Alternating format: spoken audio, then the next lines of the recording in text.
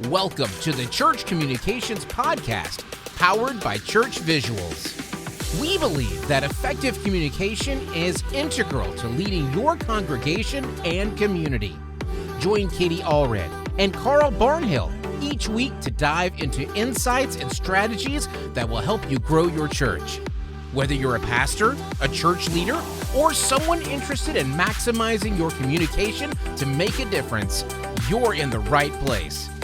Let's get started. Welcome back to the Church Communications Podcast. I'm Katie Allred, and I am joined by my friend and co-host, Carl Barnhill. Carl, how are you doing? Hey. So this would be a point for a great anecdote or funny story, but because we're at the end of the day, I'm fresh out. So I'm depending on you for the funny story on this one. You're depending on me for funny stories? I kind of was. Okay, so actually, this past weekend, I went to the Unclaimed Baggage Store. Have you ever been to the Unclaimed Baggage Store, No, Carl? I've heard of this, but I've never been. You should definitely go. It's in Scottsboro, Alabama, which is really in the middle of nowhere. There's nothing else in Scottsboro but the Unclaimed Baggage Store, but it's where all the unclaimed baggage in the world goes. And it even has a museum of notable unclaimed baggage that you can see. What was the most display. interesting unclaimed baggage that you saw? There was a really weird elf from some sort of movie. I don't remember what the movie. It was a very odd elf, though. And if you go to the Unclaimed Baggage website, I think you can actually see this elf. I think it's like their mascot or something now. But it's a really odd looking, kind of scary little elf woodland creature. So get excited about that. Okay. All right. Yeah. Okay. Yeah. So there's my fun anecdote for today. All right. So this episode today, what I'm really excited that we're actually talking about, not elves, but we're talking about websites. Although websites used to have sprites, which sounded very woodland creature to me. Anyways, Good transition. Yeah. Thank you. Hang in there. You got it.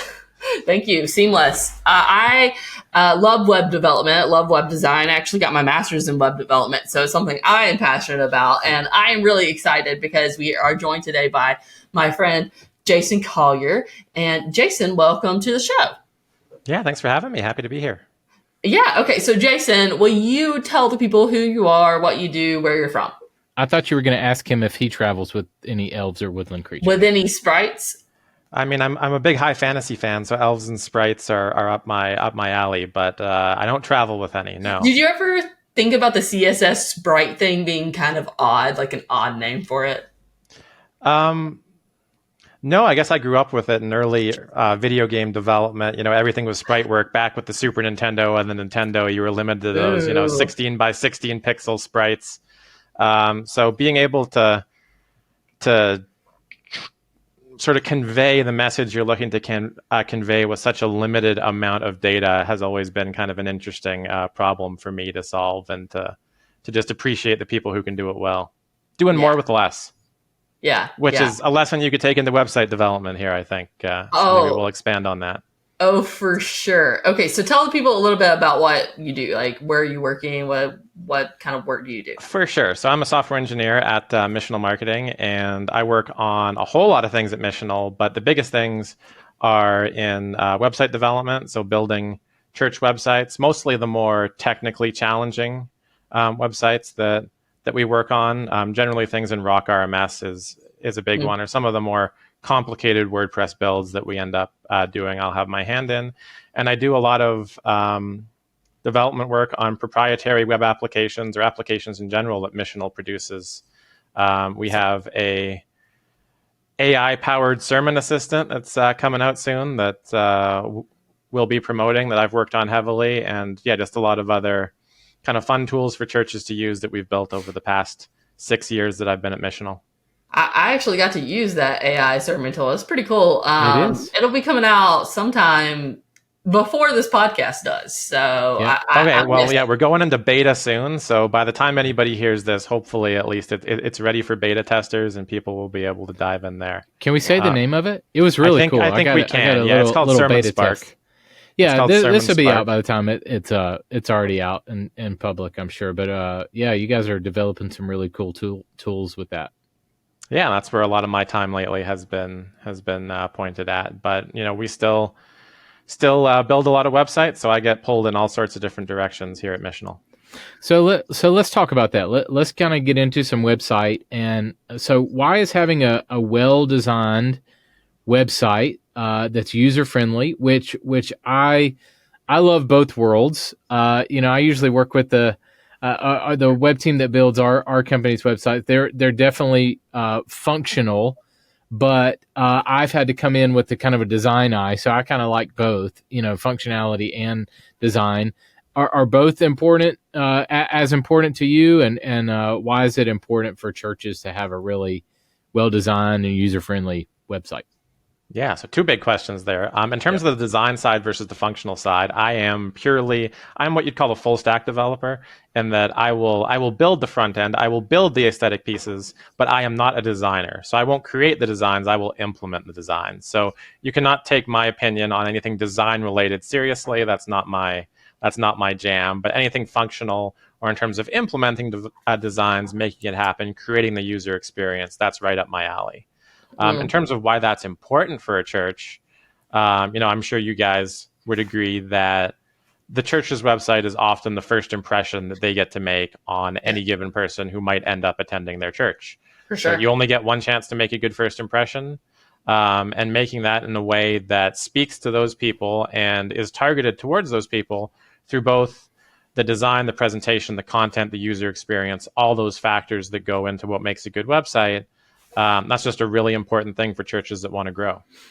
Should it be more evangelistic in nature? Meaning, who should the website be for primarily?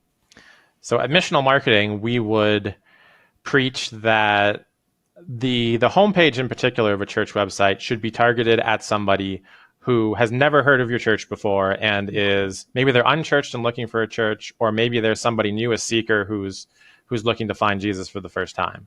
So it should be targeted towards those, we call them ring 3 people, and that they're not already a part of your church. You don't have an existing connection with them. Those should be the first people you're looking to sort of engage with your website. Now, with that being said, obviously there's a ton of things that church websites need to do to just make a church work the way it's supposed to work for the people who do go to the church. So there's a lot of very important things and a lot of functional pieces that, depending on your church website platform, may be easy to do or may not be easy to do, that could potentially tie into your church management system and do all those things that help serve the people who attend your church. But bottom line, I think the first place to start is every church website needs to be appealing to those ring 3 people who haven't heard of your church before and might be interested in paying you a visit on a Sunday. Something that was interesting that I found in the group. So I asked a poll in the group, and this has been a couple years ago, but I'm sure it would still hold true today. And it's kind of like the Pareto principle of 80-20. If you looked at your Google Analytics, some 80% would be new traffic and 20% would be returning traffic. And I think that's a pretty good indicator of who's a member and who's somebody who's just trying to find a church in your area, looking at your website. And if that's the case, like that 80% of them are new and haven't ever come to your website before, then more than likely, it's people who are looking for a church and thinking about seeking a church, joining a church. And so we should definitely be designing for them. But I was wondering what you felt were like the essential features and elements that churches should include to effectively serve the needs of the church, but also the community. Yeah. So, just to your point on Google Analytics, I've probably seen more church Google Analytics accounts than most people in the world. And that traffic split can be widely different depending on where a church is located, how big they are, and some of the other things that they do. So for healthy, growing churches, you're going to see a whole lot of new visitor traffic, which is what you want.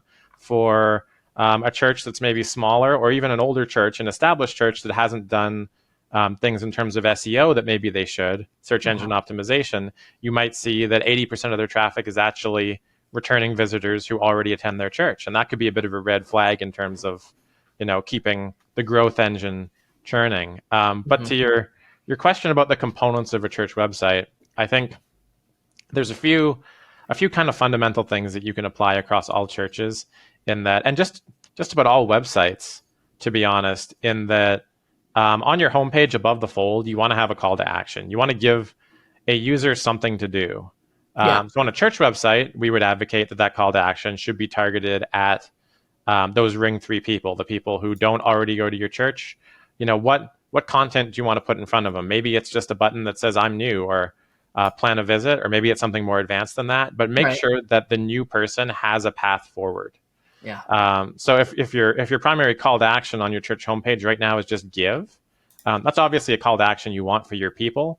But that's not something that's appealing to somebody who's just discovering your church, right? Yeah. So tailor that initial upfront content to get somebody to take a next step and explore why your church might be a good fit for them.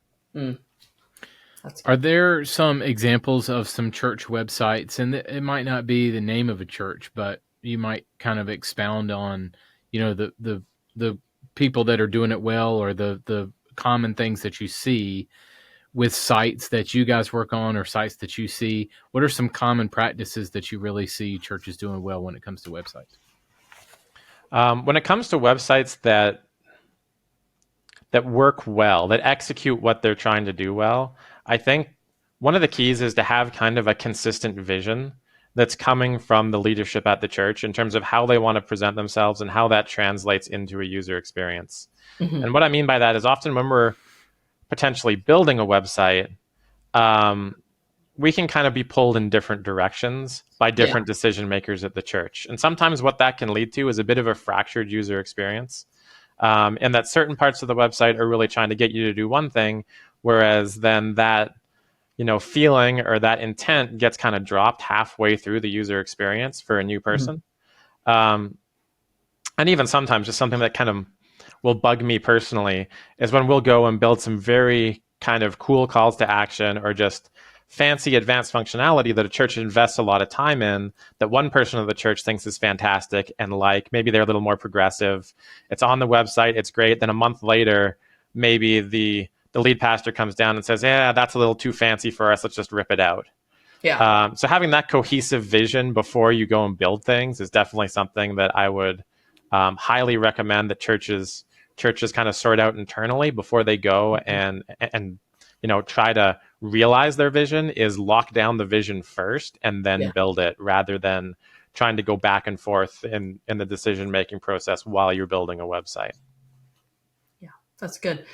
And, talking about like design and those kind of things, like how can churches, I think there's a big issue with accessibility and website design. Like, I think it's become even more important to make your websites accessible. So when it comes to like users with different needs, like how can churches ensure that their websites are accessible, and how can they include users that might have different devices or different disabilities and how they're using those sites?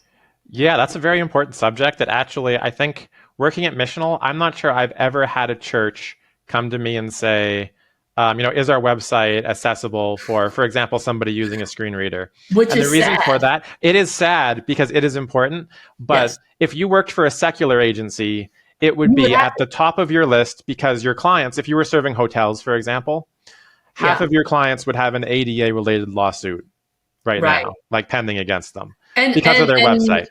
And churches, I don't think, are far behind in that. Like churches, I believe, cannot face legal repercussion. I'm not a lawyer, so do not take this as legal advice, but I have not heard of a church facing legal action due to that. So because of that, a lot of churches ignore accessibility on their website, but they shouldn't be.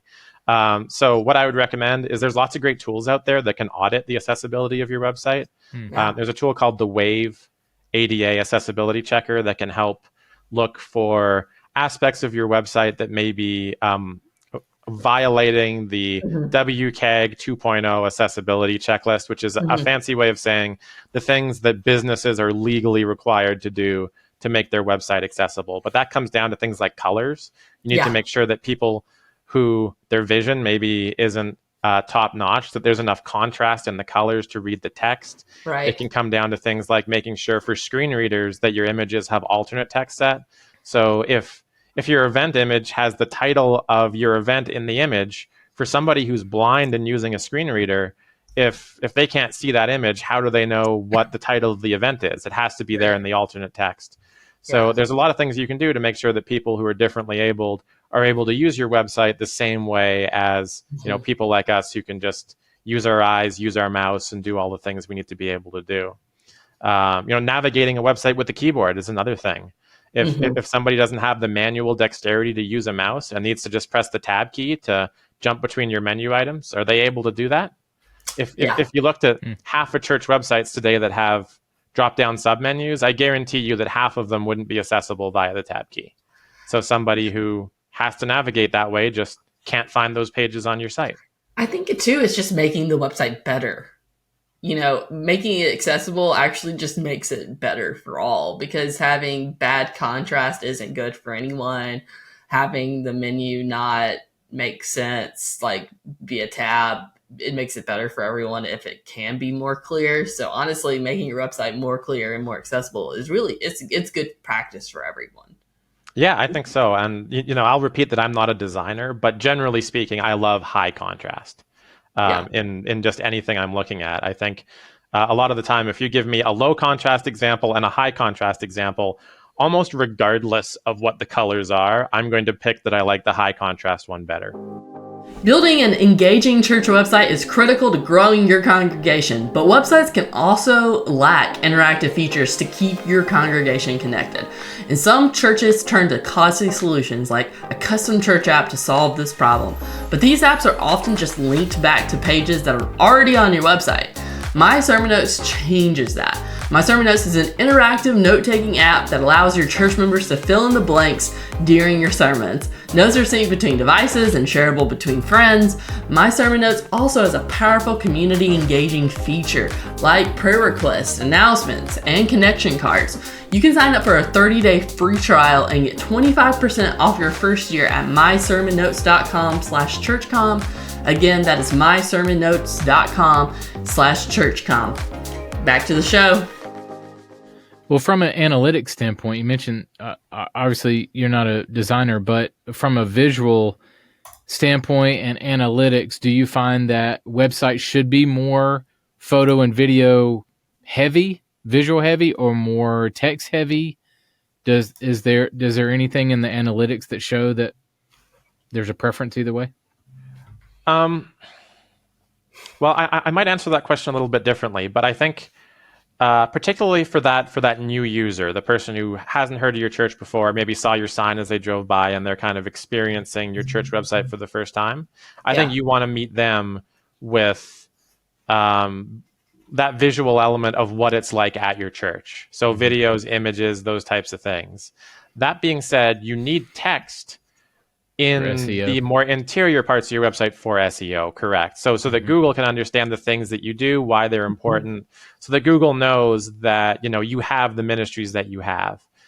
You can't really do that well with images. You have to use text. So there's a balance there, but I think the images and the video are more well served to the people, and the text is more well served to the robots. That's good. What about churches with limited resources? So do you recommend more template based website approach? Should they, definitely save up and spend the money on a more robust custom website? What about churches who, budget's an issue? That's a great question, and I think probably the most important decision a church is going to make with respect to their website, in fact, I'm almost certain it's the most important decision, is what platform they're building it on.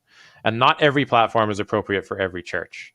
So as you were alluding to there, Carl, there are, in some cases, free or very inexpensive platforms that are geared heavily toward being easy to use, but are also very limited in the more advanced things you can do. So if you took Squarespace as an example, it would fit that description, in that there's a lot of things you can't do with Squarespace, but they make it really easy to do a lot of things. So if you didn't have a dedicated, web developer at your church because you have limited resources, Squarespace might be an appropriate platform. But if you wanted to have more control and do more advanced things, you might move on to a more flexible platform like WordPress. Or if you wanted to do really advanced things, you were a larger church and you wanted to really know a lot about your people and what that means in relating what you know about them to their experience on your website, you might look to a platform like Rock, where you can directly tie your church website into your church management system and create really a custom user experience for everybody who already goes to your church.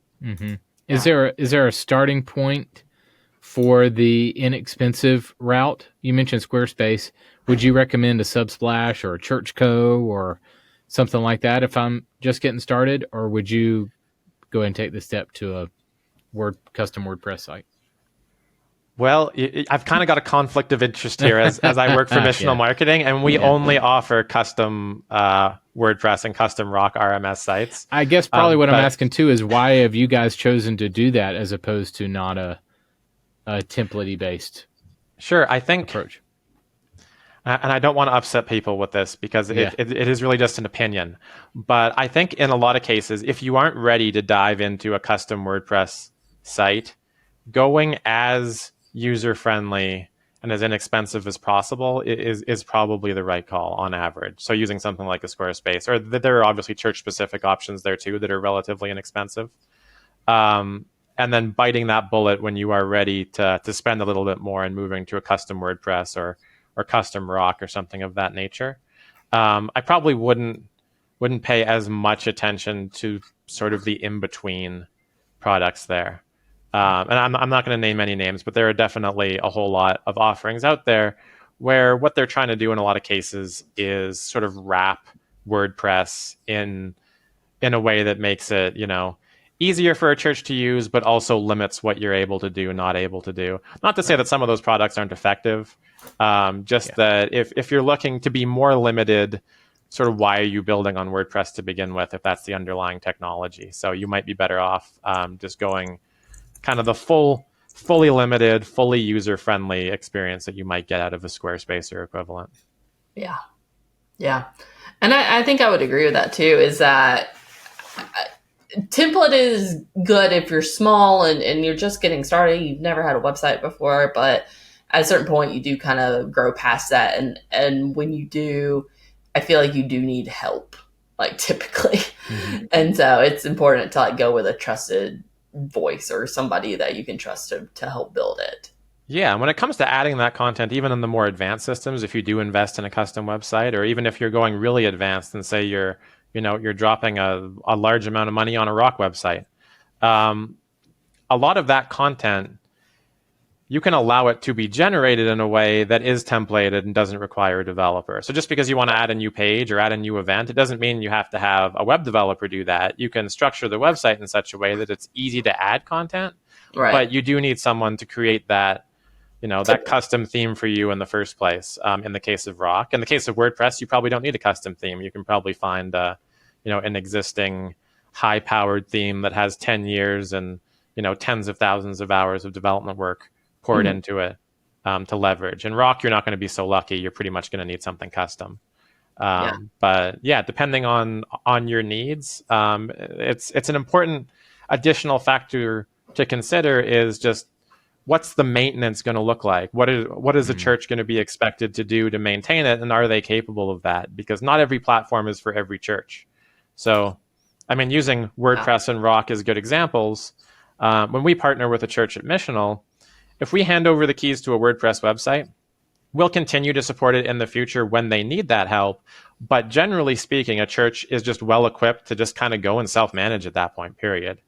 Yeah. In Rock, when we deliver them a Rock website, that pretty much 100% of the time ends up being a long-term partnership, not necessarily because they couldn't self-manage, but because when they want to add new functionality or what they're able to do is so deep and so potentially complicated that they need that long-term partner. So it's not so much that you just hand over the keys. It's, we finished the website build and now we're entering into a partnership for everything else that means in the future. Yeah, I understand that. The first church website that I managed was built on Expression Engine, which was a really fantastic platform, but also just not highly customizable for the average user. Like you really had to know what you were doing in order to get in there and add new functionality to the platform. Whereas with WordPress, you can add a plugin and have new functionality tomorrow. So yeah, it really depends on what you're looking for and how you're managing your church's data, I think, to a certain point too. Like Absolutely. I think Rock RMS is a big pull for people who are trying, and a lot of people may have never heard of Rock RMS. So why don't we tell people what Rock RMS is real quick? Yeah, so Rock is first and foremost a church management system, something like your fellowship one or your planning center equivalent, that also contains a website platform, a content management system inside of it. So your church website and your church management system are literally based out of the same system, the same database, the same everything. So what that allows you to do is it allows you to have access through your website to all the data you have in your church management system, because they are one of the same. Whereas if you're using a different church management system, you can still potentially integrate your website with it through, they might have widgets, for example, that a lot of them do, or they might have an API that you can use custom code to access and pull your events in, pull your groups in, things of that nature. But with Rock, it's just all right there in the same system. Yeah. Which to my knowledge, that's the only platform that has both in one. Yeah, no, I think to my knowledge it is too. And Rock RMS, it's a open platform, right? It's like WordPress. However, it's still being developed a lot, correct? It is technically open source. Yeah. This is putting me in a bit of an awkward situation, because I think a lot of people at Rock would like to think, or would like to seem that they're embracing open source in the same way that sort of WordPress has in that model. Yeah. The way it's played out, I wouldn't say that it's the same, in the sense that you don't see a lot of theme development for Rock, first of all, in just kind of the open space. Yeah. So even though the platform is technically open source, you can download it, you can use it, you can modify the code. It maybe doesn't have the same just scale of development that's happening around the core product. The core of Rock is being continuously updated and maintained vigilantly by their team over there. And there are certainly plugins that have been developed for Rock by third parties that you can leverage. But the scale of that sort of superfluous theme and plugin development at Rock is not near the same in terms of the environment that is at WordPress, where you can kind of find well-tested things to do just about anything you want to do, because something like 40% of the internet operates on WordPress right now, which is insane to think about, but that's just a reality we live in. Right. Okay, so if people are interested in learning more about you and about missional marketing, what you do, how can people get connected? Well, if they want to know about Missional, they can go to missionalmarketing.com, learn about all the things we do, which is maybe sometimes too many things. We do a lot of different things, but we build church websites, we do SEO, we serve churches in all sorts of different ways. We have all sorts of different software tools that you can use to analyze your church website. There's tons to do on missionalmarketing.com, so I'd encourage you to take a look at that. If you want to know more about me, I'd probably advise that I'm not that interesting, so give up on that dream. But you can check out the AI for Churches podcast, which is, I think I was featured on that just recently. So that should be out there. If you're interested in how AI can sort of be integrated in to help your church, whether it's in sermon preparation or operationally, we kind of dove into that as to some use cases that church folk might be interested in. And what was the sermon AI tool that you were speaking of? Yes, that is Sermon Spark, which you'll be able to find at sermonspark, all one word, .ai. Oh, awesome. Okay, so coming to you soon, possibly, hopefully by the time we get there. It should be in beta, and you should be able to sign up for beta at that time that this gets released, I would hope. Okay, so awesome. All right, well, I am excited to play with it. I have played with it actually, and it's pretty cool. And I'm excited to have other people experience it. Jason, again, thank you so much for being here. We really appreciate it. Yeah, it's my pleasure. Thanks for having me, guys. Thanks for joining us for the Church Communications Podcast. To learn more and get more resources for your church, visit churchcommunications.com.